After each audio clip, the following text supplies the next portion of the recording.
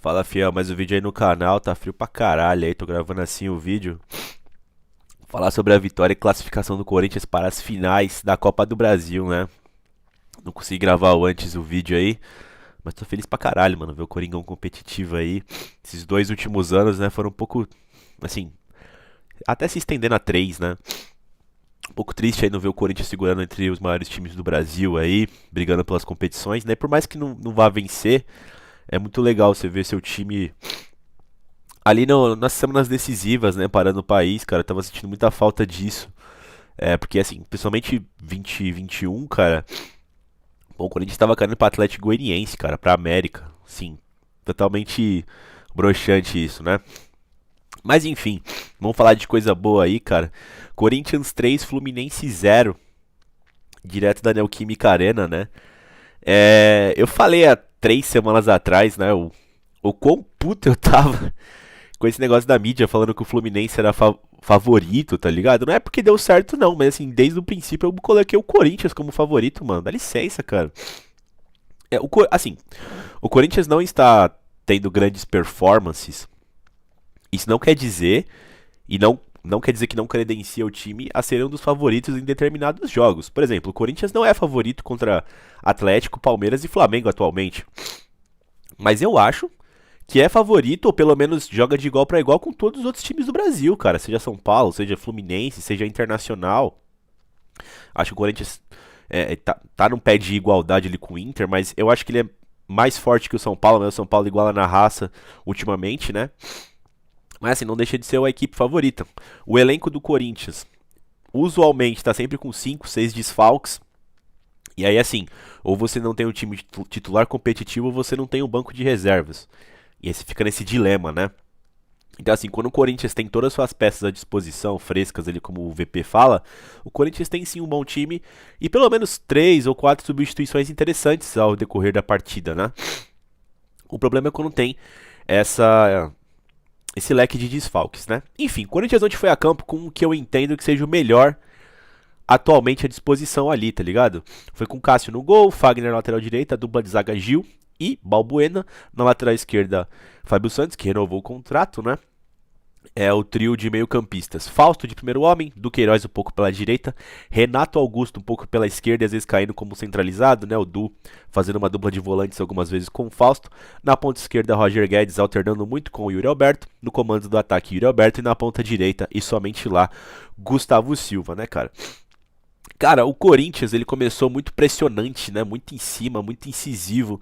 É, Como eu disse, teve raras exceções esse ano que o Corinthians jogou dessa forma aguerrida, né? Eu consigo me lembrar agora contra o Atlético Goianiense, na volta, contra o Palmeiras no Clássico, que a gente acabou perdendo.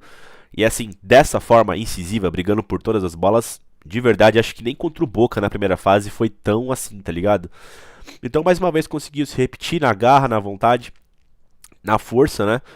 Tentando ao máximo dificultar o Fernando Diniz e sua equipe, que tem uma peculiar característica de sair jogando desde lá de trás, né? E aí vai uma crítica a esse estilo de jogo.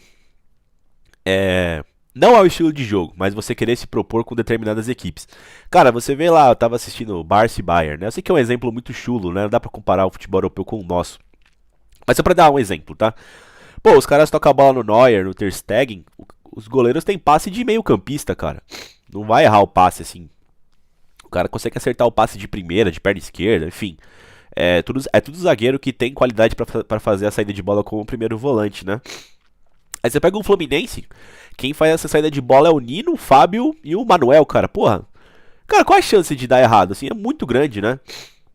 Pra mim o risco não vale. O risco não vale, porque assim, por mais que você possa fazer um gol muito bonito esteticamente e conseguindo atrair o adversário e sair tocando a bola, você vai fazer um gol desse a cada 20, 30 tentativas.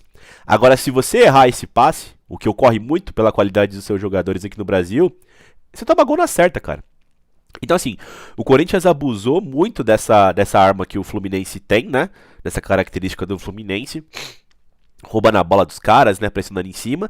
E criou algumas oportunidades já de início, né? Fazendo o Fábio trabalhar. Uma defesa fácil do chute do Roger Guedes. O Renato tentou uma de fora da área, né? Que obrigou o Fábio a fazer uma grande defesa, né? E o Fluminense raramente tinha posse de bola ali no começo, ali nos primeiros 15 minutos, né?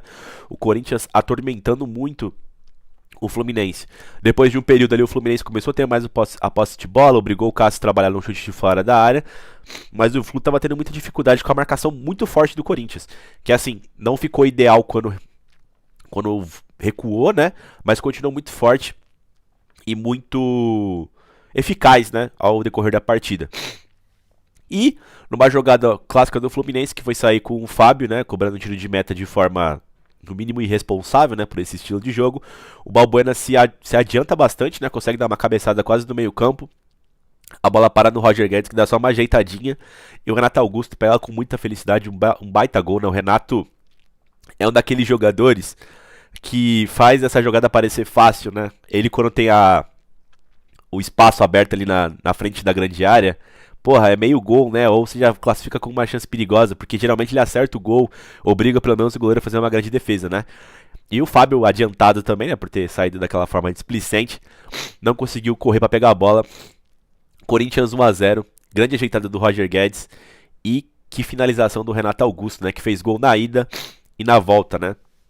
O Renato que ficou, não conseguiu jogar contra o Inter, tava com uma dor do joelho, parece, né? Jogou um período do tempo, uns 20 minutos contra o São Paulo e começou a partida contra o Fluminense, né? Como eu disse, quando você tem esses jogadores à disposição, o Corinthians muda muito de patamar. Jogar com 3 volantes fica muito complicado para qualquer tipo de armação. Então você precisa pelo menos de um meia nessa trinca, né? E por mais que o Juliano não esteja numa boa fase, você tendo ele no banco fresco, é claro que ele não vai ser do mesmo nível do Renato Augusto. Mas, por exemplo, você consegue montar alguma coisa no primeiro tempo e pelo menos manter ela no segundo tempo com a entrada do Juliano. Quando você não tem essas peças, você não consegue montar nada e você não consegue manter nada no segundo tempo, né? Então, enfim. Corinthians 1-0 merecido, jogou muito mais que o Fluminense. A tática do Vitor Pereira de marcar em cima do Fluminense deu resultados, sim. Já no começo da segunda etapa, o Fluminense veio mais pra cima, né? Tentando ter mais a posse de bola, obrigando o Cássio a fazer algumas boas defesas, né? Tentando buscar o resultado.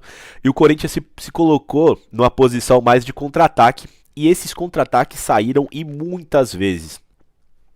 O arrombado do Noriega, né? Que assim, o Noriega, ele é muito anti, né, cara? Porque assim, se você pegar os comentários dele na equipe do Tite, lá de 2012, que foi campeão mundial, cara, o cara tinha crítica toda hora. Ele não consegue elogiar o Corinthians. Teve uma parte do jogo ali que o Fluminense tinha mais a posse de bola e o Corinthians teve uma sequência de 3, 4 contra-ataques. E assim, perdeu o gol porque foi desleixado. E ele tem a cara de pau de falar que o jogo tá igual. Pelo amor de Deus, cara. Porque assim, eu já vi inúmeras vezes o Corinthians nessa situação do Fluminense e ele falando que o outro time tem mais chance de ganhar. Então assim, quando é que o Corinthians é completamente diferente a análise desse pau no cu, né? Enfim. Só aí eu dei uma desabafada, né? Que esse cara me irrita muito, cara. Clubistão lixo, mano. Paga de imparcial. Enfim. Corinthians teve uma série de chances com o Roger Guedes, com o Yuri Alberto, contra-ataques com o Gustavo Silva, com o Duqueiroz também, que era só ele rolar pro Gustavo Silva pra matar o jogo, e não teve ali a capacidade de ver ali.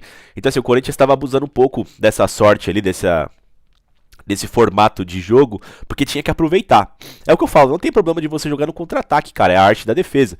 Só que você tem que oferecer perigo pro adversário, o Corinthians está oferecendo, mas você precisa matar logo o jogo, né? É uma fórmula que o Palmeiras usa muito, esse Palmeiras é super campeão aí, né, cara? E o Corinthians cansou de usar com o Fábio Carille e o Mestre Tite, né, cara? Enfim. E aí, o gol sai numa hora que foi muito interessante, né? O Corinthians começou a recuperar a posse de bola, não saiu nesses contra-ataques inúmeros que o Corinthians teve. O Corinthians começou a ter mais a posse de bola numa troca de passes linda, cara. Eu acho que rodou com todo mundo do time, exceto o Cássio, se eu não me engano, até chegar aos pés do Juliano. Tabelas, infiltrações, uma ótima tabela do Adson com o Yuri Alberto, que encontra ali o Juliano, que tinha entrado, né? Corinthians, em determinado ponto do segundo tempo, ele entra com o Juliano no lugar do Renato, cansado, tira o Guedes e põe o Matheus Vital, e tira o Gustavo Silva e bota o Adson, né? Pra deixar a equipe com energia pra tentar matar o jogo nesses contra-ataques. E acabou saindo de uma forma um pouco diferente, né? Numa troca de passes, o Juliano invade a área, infiltra a área, chuta na saída do Fábio, e o Corinthians mata o jogo 2-0, né? Explosão da Fiel, né, cara? Garantindo essa classificação para as finais da Copa do Brasil. Depois ainda o VP troca, né, o Duqueiroz pelo Xavier pra dar uma contenção ali. E sai outro gol também, numa troca de passes ali, tem uma saída errada do Fluminense. O Corinthians chega com muita tranquilidade, Adson cruza na área, o Felipe Melo, lixão, né, ex-porco aí, faz o gol contra, Rufi, né. É, Faz o gol contra, sacramentando essa noite maravilhosa em Itaquera pro Coringão, né, cara? Corinthians 3, Fluminense 0. Era um resultado que eu queria muito que acontecesse. Eu não sou muito fã assim, de resultados elásticos. É claro que eu gosto, né, de golear. Mas eu acho que um 2 a 0 aquele que você não deixa o adversário respirar, esse tipo de resultado molda caráter, né? Ou aquele 1 a 0 para deixar todo mundo ali em alerta sempre, né? Sem subir a cabeça, também é muito importante. Mas contra esse Fluminense, onde a mídia e vários comentaristas aí de YouTube falando uma pá de merda aí, de que o Fluminense era favorito, eu queria muito. Porque pra mim, a diferença no placar, de verdade, pra mim mostra muito a diferença desse Corinthians pra esse Fluminense, cara. Então assim, ficou de bom tamanho. E agora a gente pega o Flamengo na grande final, né? Não quero falar muito sobre o jogo do Flamengo, depois eu vou soltar um vídeo sobre o que eu acho dessa partida, como os dois times chegam, né? As finais são dia 18, dia 12 e dia 19 do mês que vem, tem um mês até lá. Mas o que eu digo é, se o Corinthians tiver todo mundo à disposição, como teve contra o Fluminense, e bem focado, talvez tenhamos uma chance. Não somos o favorito, somos uma zebra nessa final. Mas é o Coringão, né, cara? Estamos na final, tudo pode acontecer. Se tiver 100% pro lado do Flamengo de chance de vitória, a gente nem jogaria, né? Enfim, fiel, comemora aí, cestinha abençoada. É isso e vai Corinthians.